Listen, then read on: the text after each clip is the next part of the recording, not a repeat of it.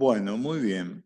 Vamos a ver en técnica y práctica contable un tema fundamental para la contabilidad, como es el patrimonio, lo que significa el concepto de patrimonio.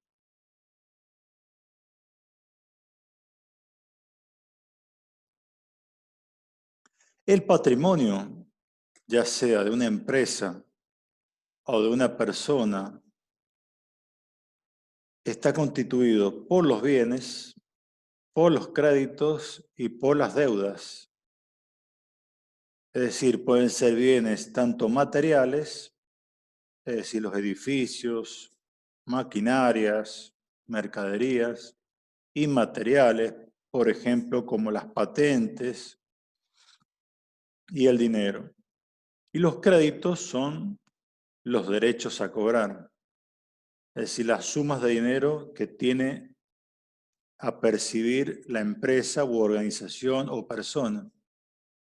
Y las deudas son las obligaciones a pagar, es decir, las sumas de dinero que tiene que afrontar la empresa por distintas circunstancias.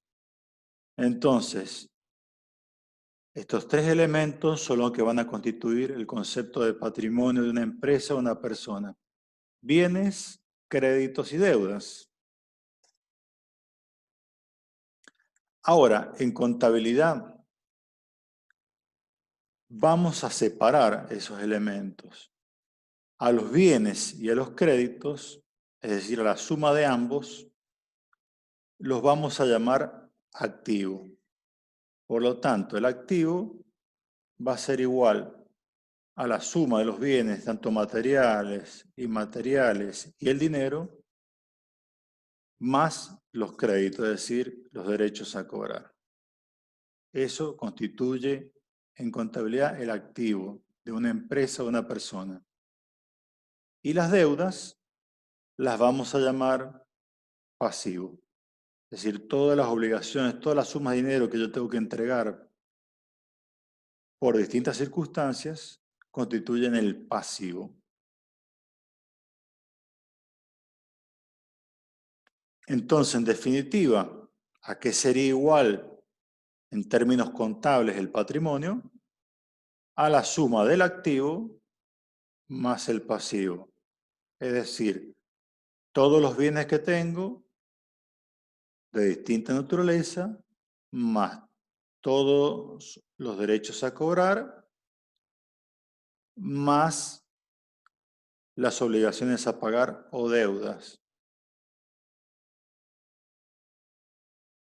Ahora fijémonos una cosa. El activo, es decir, todos los bienes y los derechos a cobrar, tienen que tener un origen. Es decir, este conjunto de bienes de que dispone la empresa o persona siempre tiene que tener un origen. Alguien los provee. En el caso de una empresa, puede ser que esos bienes los aporten los propietarios. Cuando los aporten los propietarios, ya sea el dinero para empezar o mercadería para empezar con la actividad mercantil o comercial, cuando esos elementos los aportan los dueños de la empresa, eso se llama patrimonio neto. Y cuando los bienes o dinero los pedimos prestados, o sea, la empresa los pide prestado a terceros, es decir, personas que no son los dueños, eso se va a denominar pasivo. Por lo tanto, todo este cuadrado que tengo acá, o este rectángulo, mejor dicho, que tengo acá a la izquierda, va a ser igual a otro rectángulo que estará conformado por el pasivo, es decir, por los aportes que me hacen terceros de bienes o dinero y que yo debo, es decir, que constituyen mis deudas, y por el patrimonio neto, es decir, todos los aportes que hacen los dueños en bienes o dinero y que constituyen los derechos de los dueños de la empresa. De este gráfico, entonces, obtenemos la ecuación contable fundamental, que el activo es igual al pasivo más el patrimonio neto. Es decir, todo lo que tiene la empresa viene porque personas ajenas a la empresa lo han prestado o porque los propietarios lo han aportado. Bien, a partir de esta ecuación, haciendo pasajes de términos, podemos encontrar los otros elementos. Por ejemplo, si yo tengo el dato del activo y del patrimonio neto y quiero encontrar cuánto es mi pasivo o el pasivo de mi empresa, simplemente tengo que restar al activo el valor del patrimonio neto. Si tuviera el valor del activo y el valor del pasivo, podría encontrar por diferencia el valor del patrimonio neto. Generalmente, lo que se busca es esto último, siempre en los ejercicios contables, cuando empezamos a ver el tema del patrimonio. Encontrar el valor del patrimonio neto.